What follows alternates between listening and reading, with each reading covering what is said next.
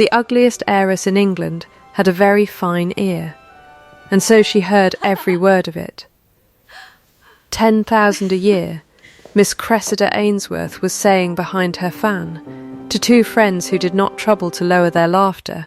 and a face like a burnt hearthstone. He will have to marry her in the dark and christen his heirs by daylight only. Verity Thorne did not move. She had learned, long before that ballroom, and long before that particular unkindness, that stillness cost less than flinching, and so she stood behind the failing shelter of a potted orange tree, with her scarred hand folded quietly into the other, and went on counting her own breaths, 4 in, 4 held, 4 out, the way she counted brushstrokes when a sitter's face would not come right.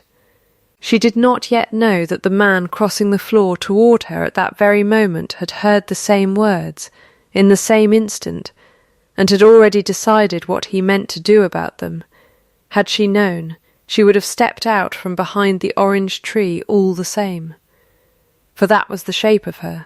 and it would prove, before the year was out, to be the very shape that saved them both. He was tall in the particular way that makes a crowded room seem suddenly to require more air, dressed with a plainness that on a lesser man would have looked like economy, and on him looked like indifference to being looked at,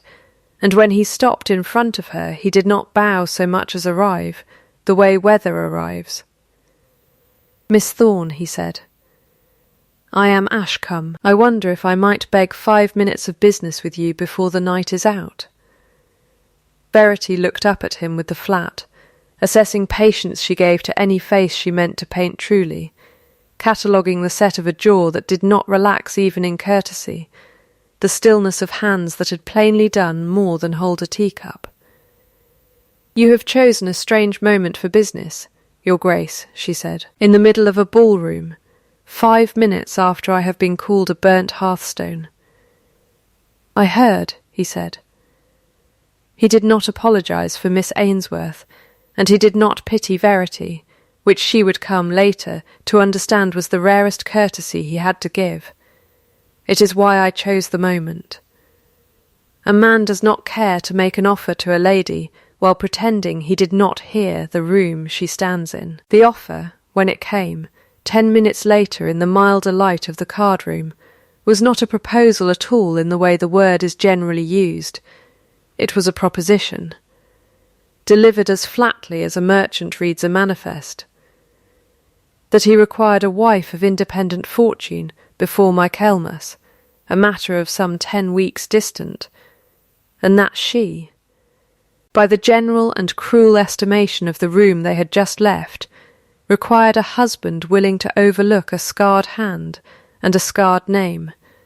and that between those two needs there might be struck a bargain neither of them would have to dress up as romance. Verity did not say yes. She did not say no. She said 10 weeks is a very particular number for a man merely wanting a wife, and watched something in his face go very still, the way a man goes still who has decided, in company, not to feel a thing until he is alone with it, and she filed the stillness away the way she filed every face she meant to understand, and told him she would give him her answer within the week, and that he had best have his reasons ready when she asked for them, because she intended to ask. She asked them the very next afternoon, in the library at her uncle's house on Curzon Street, with the door left properly ajar, and Nan Pruitt stationed within it like a sentry with a work-basket. Nan had nursed Verity from the cradle, and companioned her since the fire had taken the rest of the household to grief, and she had opinions about dukes the way other women had opinions about weather, which was to say she trusted neither, and dressed for both. "He wants your money, and you want his name," Nan said, before he had even arrived, snapping her sewing shut with a sound like a trap closing. "That is not a scandal, child. That is Tuesday. Half the peerage was built on worse arithmetic than that. It is not his name I want, Verity said. It is out from under my uncle's trust before I am 25 and married off to whichever of his creditors will forgive his debts for the privilege of my fortune. She did not say the rest of it, that she had begun since the fire to want very little for herself, beyond the freedom to be left alone with her work, and that a duke who did not flinch at her hand might, at the least, leave her alone with it in comfort.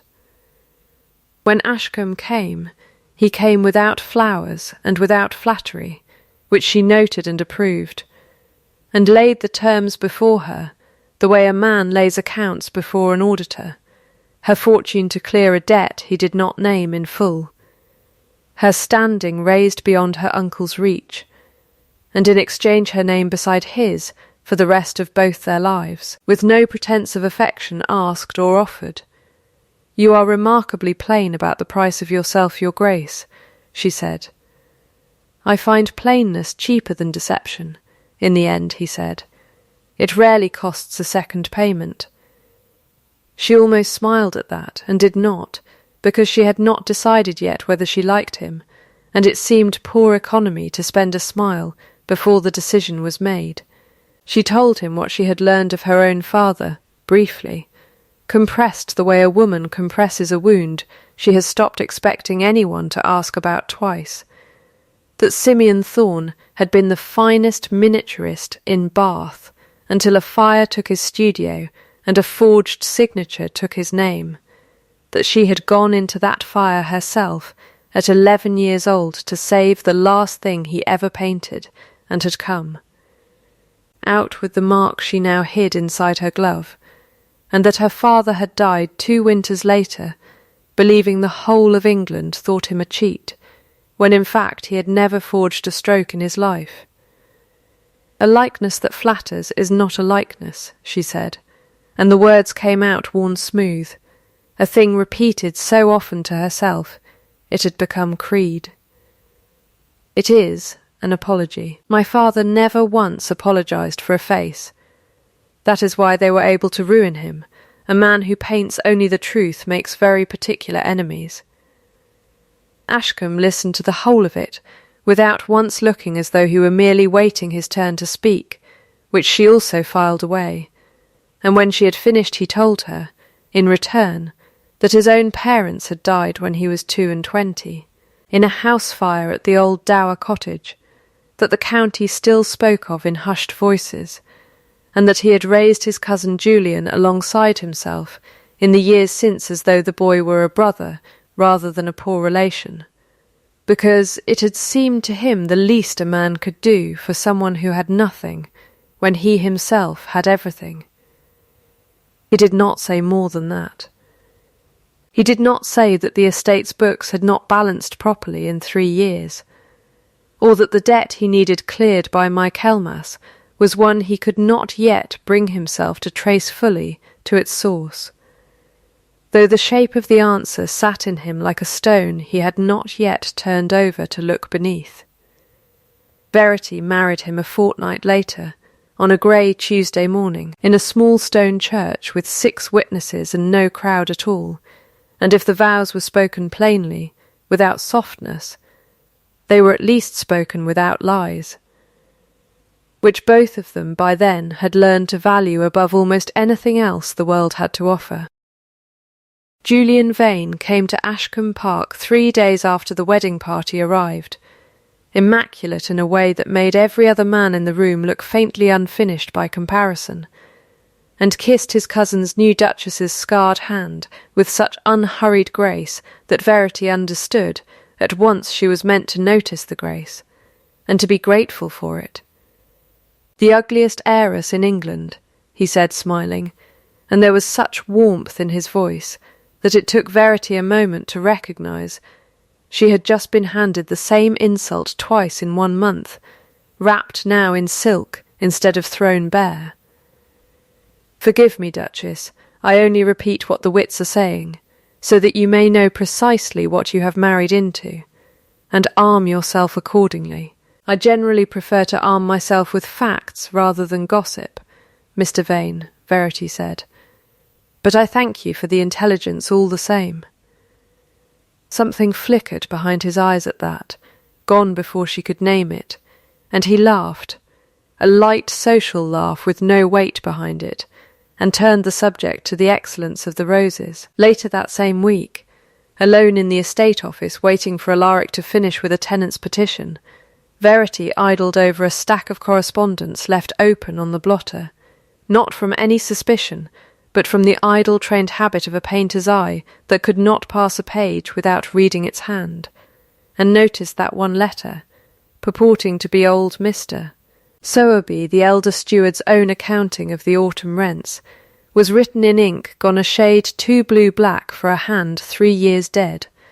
in a script whose loops leaned a fraction too eagerly to the right for a man who, by every account she had heard, wrote in the cramped, upright fist of the previous century. She thought little of it beyond a small private itch, the kind a craftsman feels at a seam, sewn slightly crooked, and set the letter back precisely as she had found it, corner square to corner, and said nothing, because she had not yet learned that at Ashcombe Park an itch like that was worth more than gold.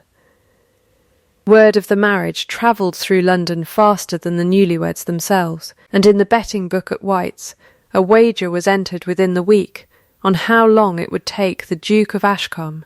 to install his bride at some distant country seat and never be seen with her in town again. Miss Cressida Ainsworth, whose father Sir Robert held 2 of the mortgages on the Ashcombe estate, and therefore knew rather more of the Duke's finances than the general run of gossips. Let it be known in 3 separate drawing-rooms that she had expected the honour herself, and had declined it only because she preferred a husband who did not require rescuing by trade money.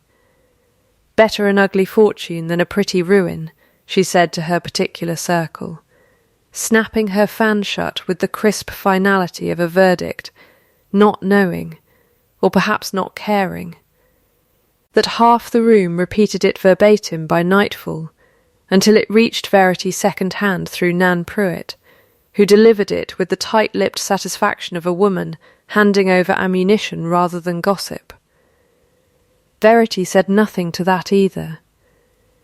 She had begun, by then, to understand that Ashcombe Park kept its true accounts in places no visitor thought to look, and that the woman who could read a false hand from a true one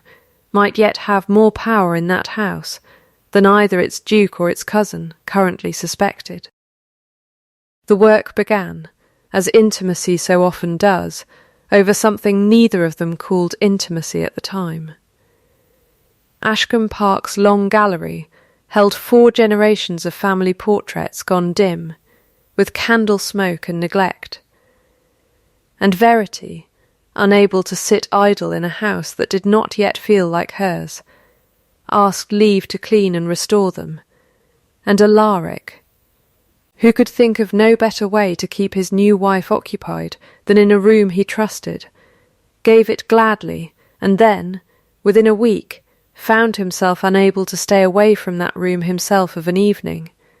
ostensibly to review the estate ledgers by the same good north light, in fact because he had discovered that his wife talked to the dead while she worked, low and companionable, telling a long-departed great-grandmother exactly what she thought of the varnish some fool had slapped across her in 1780, and he found he preferred that company to his own. "You talk to them as though they might answer," he said one evening, not quite a question. "They do answer," Verity said, without looking up from the sable brush she was cleaning stroke by careful stroke, not in words, in the pressure of the hand that painted them. A frightened painter presses light and fast, all over, everywhere at once, the way a man talks too much when he is lying. A confident one presses where the truth is, and lifts everywhere else. My father used to say a face is built in layers, and the last layer is always truth, if you have the patience to wait for it. Alaric set down his pen. "And what layer am I on, Duchess?" She looked at him properly then, the long, unhurried look she gave every sitter before she ever touched brush to ivory, and said, "You have not let me pass the second yet, your grace, but the second is more honest than most men's first, so I am not unhopeful." It was the driest thing anyone had said to him in 3 years, and something in his chest gave way that he had thought quite thoroughly walled up. He laughed. One short, surprised bark of a laugh that seemed to startle even himself, and Verity noted it the way she noted everything worth noting, filed it without comment, though she would remember, long afterward, that it was the first time she had heard the sound at all. It was in that same gallery, some nights later, over a portrait of his mother that he had not been able to look at properly in 20 years, that he told her, haltingly, some of what he could not yet tell her in full, that the estate carried a debt heavier than his father had ever confessed to him, that Julian had managed the accounts since old Sowerby's death, and managed them, Alaric believed, honestly, though something in the arithmetic had never quite sat right, and that there was a thing between himself and his cousin he was not yet able to lay before her, not from mistrust of her, but from a stubborn, old, unexamined habit of carrying weight alone, rather than asking anyone to help him carry it. "I have spent my life keeping people from the fire," he said, low, looking at his mother's painted face, rather than his wife's living one. "I did not think to ask whether they wished to be kept." Verity, who understood something of fires better than most women in England, said only, "Ask me sometime. I have opinions." And for her own part, that same night, she told him the name of the forgery that had ruined her father, though not yet the shape of her growing certainty about whose hand she had begun, in the privacy of her own mind to suspect. Some cards, she had learned, were better held a while longer, until one held enough of them to be believed. The blow, when it came in 2 halves, delivered a day apart to 2 people who did not yet think to compare notes. Julian found Alaric alone over the ledgers one evening and sat down. With the sorrowful reluctance of a man performing an unpleasant duty, a folded letter, he claimed, had come to him in confidence from an old acquaintance in Bath. "I would not trouble you with it," he said, "except that it touches your Duchess, and I would rather you heard it gently from me than cruelly from anyone else." The letter, in a hand Alaric did not think to question, suggested that Simeon Thorne's daughter had inherited rather more than her father's brush, that a girl so skilled at another man's hand might easily have slipped a favourable clause into a marriage settlement without either bridegroom or lawyer the wiser, and that a prudent man in Alaric's position might wish to have his own solicitor examine the document again, quietly, before the ink of the thing set any harder in law. "I say this only because I love you as a brother, and because I would not have you learn too late what a clever hand can do to an honest man," Julian said, and his voice, low and grieved and entirely without heat, was the most convincing thing about him. Alaric did not accuse his wife of anything that night, being a man who thought first and spoke second, but something in his manner cooled by a full degree, a caution creeping into the ordinary ease they had only just begun to build, and Verity, quick to read faces for her living, felt the change before she understood its cause, and could not account for it. The second half of the blow found her the next afternoon, when Julian, encountering her alone in the rose garden, with an artlessness too smooth to be artless, mentioned in passing, as though it were nothing, that he had come across an old letter of Alaric's from before the wedding, written to a friend, in which the Duke had spoken of needing a fortune, any fortune, attached to a woman willing to sign quickly, and had she seen it, he wondered, or had the Duke been careful to keep such candour from her? He did not show her the letter. He did not need to. The words did their work unaided, landing precisely on the old bruise she had carried since the orange tree and the ballroom. the fear that she had only ever been an entry in someone else's accounts, a sum to be collected rather than a woman to be known, and she thanked Mr. Vane for his candour with a composure that cost her a great deal more than it appeared to, and went inside, and did not cry, because crying was a currency she had long ago decided not to spend where anyone could see the transaction. That night at dinner the two of them sat at either end of a table too long for two people who had, only a week before, been laughing together over a dead woman's portrait, and each waited for the other to speak first, and neither did, and the wren that nested in the ivy outside the dining-room window sang its ordinary evening song into a silence that had. Without either of them quite noticing the moment it happened, become the loudest thing in the house. The quarrel broke 3 days later, in the estate office, over nothing and everything at once. "You might have asked me," Verity said, "before you set your solicitor combing over my father's disgrace for evidence I forged my own marriage lines." "I did not set anyone combing over anything," Alaric said. "I asked a single careful question, because a man who does not ask careful questions loses estates, and wives, and everything else besides. A man who asks careful questions of everyone but his own wife loses her fastest of all," Verity said, and watched the words land, and did not soften them, because softening a true thing had never once, in her experience, made it kinder in the end.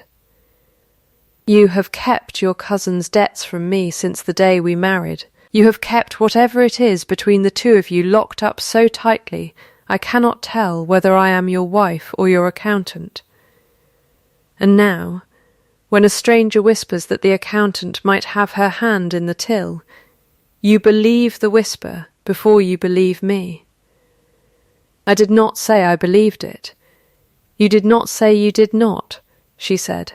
"And in this house, your grace, I have learned that silence is its own kind of ledger entry."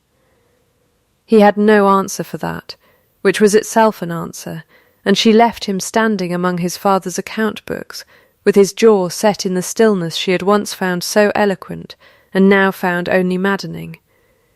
And it was 2 mornings after that quarrel that Julian came to her privately, gentle as ever, with a proposal of his own, a quiet settlement, drawn up already, and waiting only her signature, by which she might withdraw from the marriage with her fortune largely intact, and her reputation spared the scandal of a public rupture. Everyone to say only that the match had not, in the end, suited either party,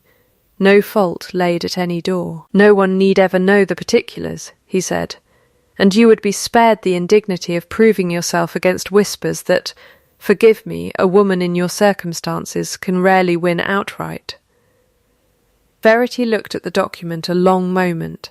at the careful, generous, entirely reasonable terms of her own erasure,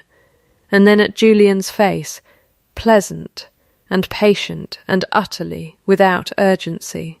the face of a man who believed he was offering mercy. "You are very kind to think of my dignity, Mr. Vane," she said, "but I find I would rather keep my name and fight for it than trade it quietly for comfort. My father taught me that a signature is a kind of face. I do not intend to put mine to a lie, merely because the lie is tidier than the truth." She handed the paper back unsigned, and something in Julian's expression shifted for just a heartbeat, too fast to name, gone before it could be read, and he tugged his cuff down over his wrist with a small, immaculate, unconscious motion she had by then seen him make a dozen times,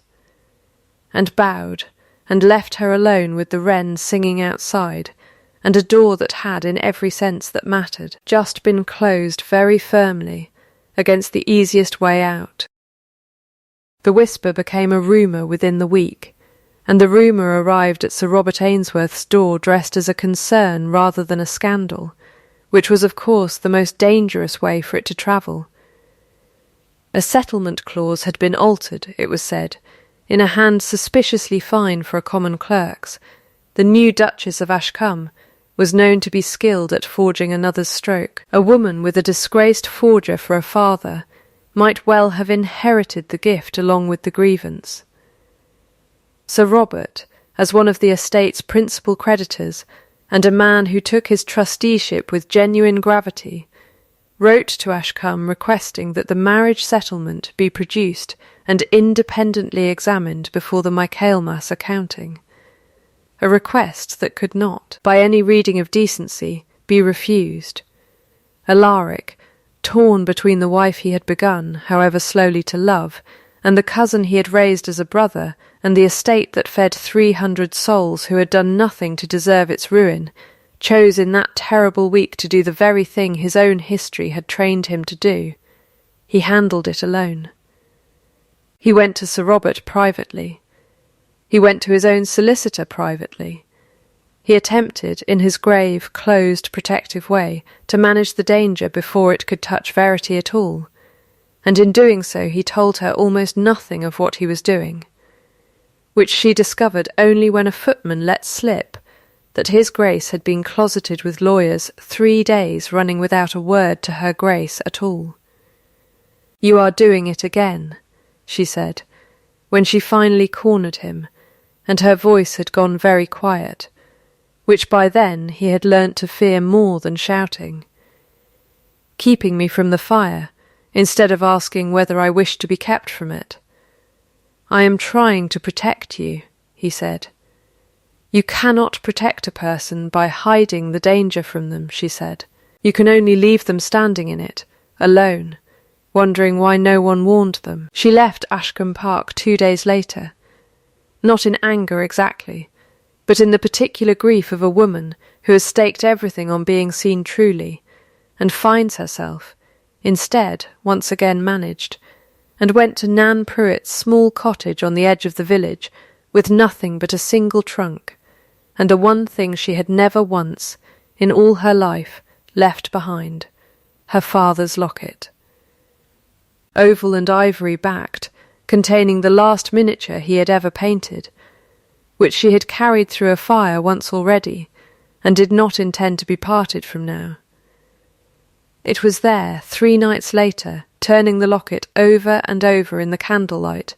from a restlessness she could not name, that her thumbnail caught the hinge at the back of the case. A hinge she had felt 100 times without ever once pressing it, and the ivory backing sprang open on a compartment no wider than a fingernail, and inside it, folded so small it might have been mistaken for a scrap of packing wool, lay a strip of vellum in her father's own unmistakable hand, addressed, in ink gone brown with 12 years, but still perfectly legible, "To whoever loves my daughter enough to look closely." She had barely begun to read it, her hands not quite steady, when she heard hooves on the lane outside, too fast for a casual caller, and a fist at the cottage door before the rider had even fully dismounted, and she folded the letter back into its hiding place with fingers that would not stop shaking, and had time only to wonder, in the last clear thought before the door opened, whether the man on the other side of it had come to rescue her, or to be rescued. It was Alaric, of course, hatless, his horse blown, and whatever he had ridden through the dark to say died on his lips the moment he saw her face and the locket open in her hand. "What have you found?" he said, not a question so much as a recognition, and she told him, all of it, the letter and the ink and the loops that leaned too eagerly to the right, and watched 12 years of assumption reorganize themselves behind his eyes into a shape neither of them wanted to look at directly. Her father's letter, written in the last clear months of his life, named no man outright he had not known. At the end, precisely who had done it,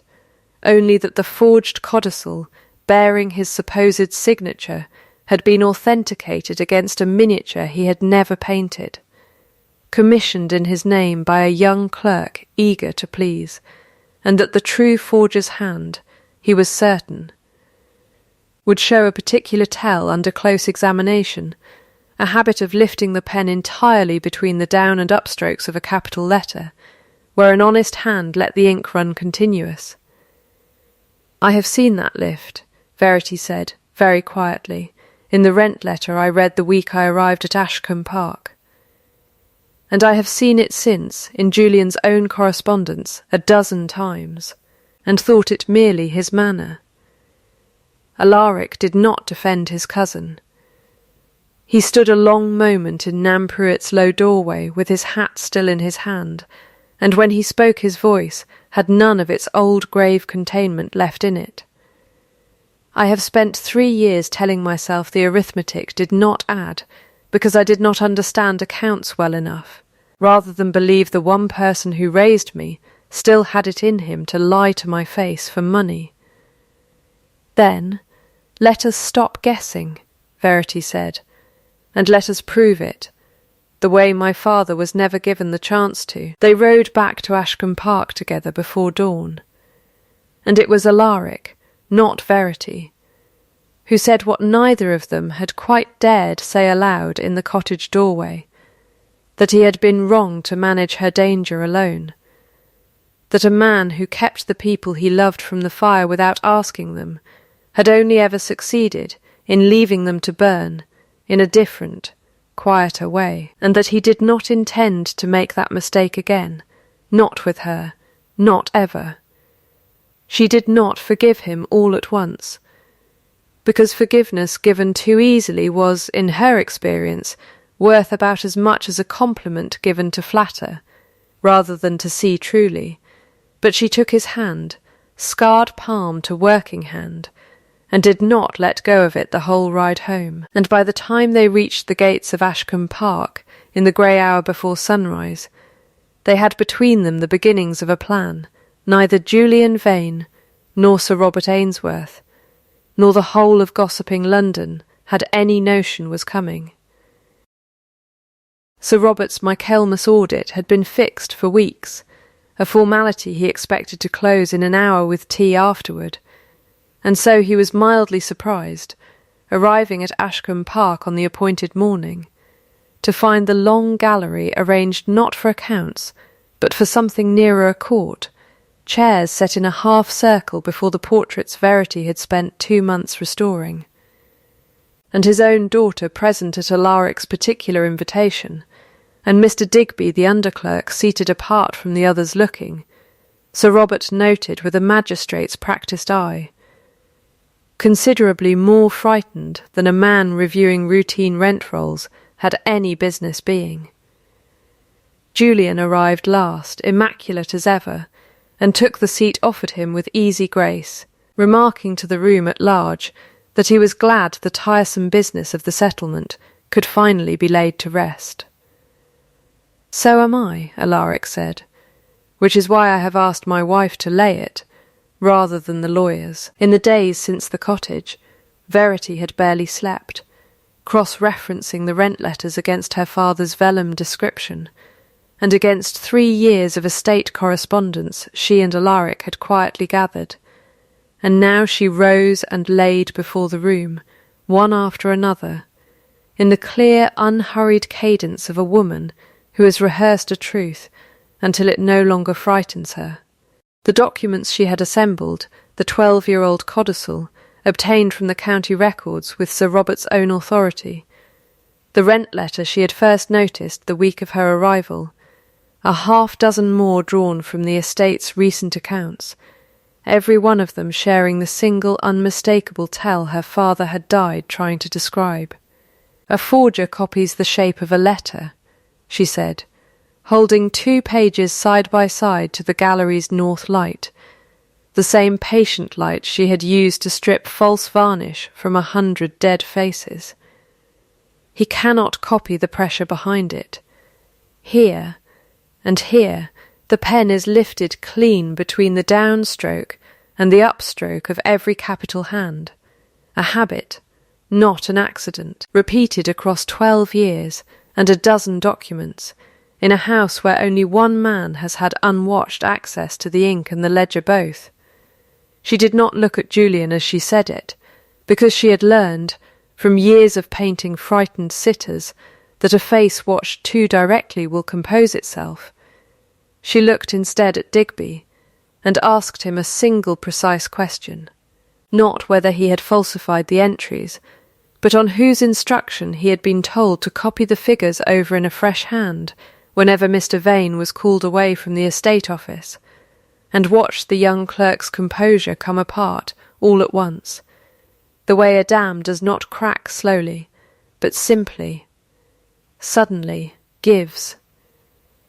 He told me it was only to spare the old steward's memory, Digby said, the words tumbling now, unstoppable, that Mr. Sowerby's hand had grown too shaky to be shown to the trustees, that no harm was meant by it. I did not know, I swear before God I did not know, that the sums themselves were false, not merely the writing. Alaric produced, then, the letter Julian had sent Digby not 3 weeks before, urging him in his own careless, confident hand to smooth the Michaelmas figures as we discussed. Cousin's bride grows too curious for comfort. A letter Digby himself, terrified and half in tears, had kept rather than burned, unable, in the end, to bring himself to destroy the one piece of paper that might some day prove he had not acted alone. Sir Robert read it aloud to the room in the flat, careful voice of a magistrate reading evidence, and it was, in every sense that mattered, the sound of a man's own hand hanging him. Julian did not deny it. He sat very still, tugging once, uselessly, at a cuff already smoothed a dozen times, and when he finally spoke it was not to argue, but to explain, in a low voice stripped for the first time of all its practised warmth, that he had watched Alaric inherit a dukedom at 22, while he himself, raised in the very same nursery, had inherited nothing but gratitude he had grown to hate the taste of, that the first small theft had felt like nothing more than fairness finally collecting on an old debt, that Simeon Thorne had simply been standing nearest when a frightened boy needed someone else to have held the pen, and that he had never once in 12 years stopped loving his cousin even while he robbed him blind, which was, he said, the particular cruelty of the whole arrangement, that a man could hate his own smallness and still be too small to stop. It was Alaric who spoke first into the silence that followed, and what he said was mercy, not because Julian had earned it, but because Ashcombe Park's 300 tenants had earned better than a public trial dragging the family name through every court in England, and because Verity, watching Julian's face crumple at last into something closer to grief than guile, found she could not, after all, wish a rope on the only brother her husband had ever known. Julian Vane left England within the month on a modest allowance and a ship bound for the colonies, forbidden Ashcombe Park but not, Alaric made plain, forbidden a letter now and again, should he ever wish to write one worth reading, and Digby, whose fear had at least been honest, kept his position under close watch and closer kindness, and would spend the rest of his working life, by his own later account, being scrupulously exact with other men's figures. Simeon Thorne's name was cleared that same afternoon, quietly, in the same gallery, before the same witnesses, Sir Robert himself undertaking to see the old codicil's fraud entered properly into the county record, and Verity stood a long moment before her father's last miniature, now returned to its case, and said nothing at all, because some debts, once paid, do not require a speech to close them. Cressida Ainsworth, who had come with her father expecting a scandal, and found instead her own careless words about burnt hearthstones sitting rather uncomfortably in her memory, sought Verity out before she left the house that evening and said, without her fan, and without her audience, that she had spoken cruelly and carelessly and was sorry for it, and that she hoped in time the Duchess of Ashcombe might permit her to prove herself a better neighbour than she had first shown herself to be a guest. Verity, who had never been much good at holding a grudge she could instead put to use, accepted the apology plainly,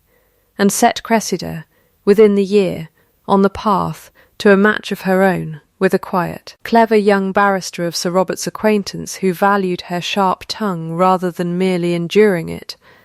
a marriage that suited her a great deal better, in the end, than a duke's coronet ever would have. That evening, once the gallery had emptied and the house had settled back into its ordinary quiet, Alaric found Verity where he had first learned to look for her, among the restored portraits with the last of the daylight on them, and he did not begin with an apology, because they had already spent that currency in full at Nan Pruitt's cottage door. He began instead by taking her scarred hand in both of his, turning it palm up to the light rather than letting her tuck it away, and saying, "I have spent my life keeping people from the fire. I did not think, until you, to ask whether they wished instead to stand in it beside me. And now?" Verity asked. "Now I am asking," he said.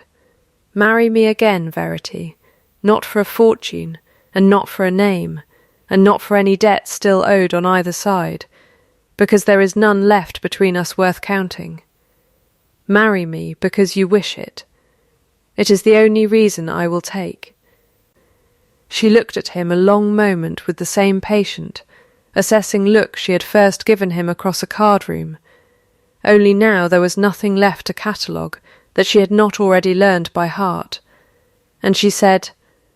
"A likeness that flatters is not a likeness, your grace. It is an apology.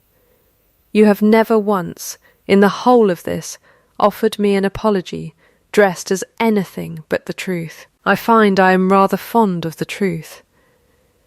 They were married a second time 3 weeks later, in the small stone church where the first colder ceremony had taken place, though nothing else about the day resembled its predecessor, a handful of guests instead of 6 polite strangers, Verity in her mother's blue silk brought out of storage and let out at the seams by Nan Pruitt's own unsteady, weeping hands, the old woman scolding through her tears the whole while that she had never in 40 years of service cried at a wedding, and did not intend to start now, which fooled no one in the room. Digby stood near the back, looking faintly astonished to have been invited at all. Cressida sat beside her barrister, and did not once reach for her fan. The wren that had nested in the ivy all that long unsettled summer sang, as it always did at that hour, from somewhere just above the church door, and Alaric, hearing it, glanced at his wife, and found she had already heard it too. In the year that followed, the estate's accounts were kept, at Alaric's quiet insistence, in 2 hands rather than 1, his own and a new steward's chosen for probity over polish. Julian's letters came twice yearly, shorter each time, and were always answered. And when, the following autumn, husband and wife stood together at a ball not unlike the one where the whole of it had begun, Verity heard, from behind a different potted orange tree, a young matron new to town whisper to her companion that the Duchess of Ashcombe was said to have the finest eye for a portrait in England, and a husband who would not let her out of a room without it, and that she, personally, could not for the life of her understand what anyone had ever meant, calling that woman ugly. They had called her the ugliest heiress in England once, in a ballroom very like this one, not knowing she could hear them, her husband, standing now with her scarred hand resting easily in the crook of his arm for the whole of London to see, had called her, before witnesses, and without a single qualification left to spend, the truest thing he owned. If this story warmed you, the girl who was told her face was a debt she could never pay off, and the man who learned that love keeps no ledger at all. Then stay a while longer by the fire with me before you go. I've a chair kept for you here, and a candle that doesn't much mind burning a little longer for good company. Tell me down in the comments the moment you knew Julian's cuff-tugging meant more than vanity, or the line you'd have handed back to someone at your own reckoning, if you ever got the chance. And if you'd like to keep a place warm by this hearth for the next one, consider staying close and subscribing. I do love telling these to a full room. Until then, be gentle with the ones who kept your lamp lit, and sleep well.